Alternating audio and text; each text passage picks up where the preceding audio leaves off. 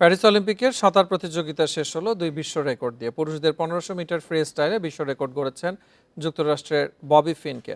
আরেকটি বিশ্ব রেকর্ড নারী বিভাগে রেকর্ড ভাঙা গড়ার খেলায় জমে উঠেছে প্যারিস অলিম্পিক। 14 মিনিট 30.67 সেকেন্ড সময় নিয়ে বিশ্ব রেকর্ড গড়ে 1500 মিটার ফ্রি স্টাইলে স্বর্ণ জিতেছেন যুক্তরাষ্ট্রের ববি ফিনকে।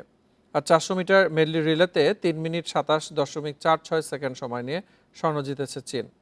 সাঁতারে শেষ ইভেন্ট মেয়েদের 400 মিটার মেডলি রিলেতে নিজেদের রেকর্ড ভেঙেছে মার্কিনীরা। এ সময় নিয়েছেন 3 মিনিট 49.63 সেকেন্ড। সাঁতারে 8 স্বর্ণসহ সর্বোচ্চ 28 পদক নিয়ে শীর্ষে যুক্তরাষ্ট্র।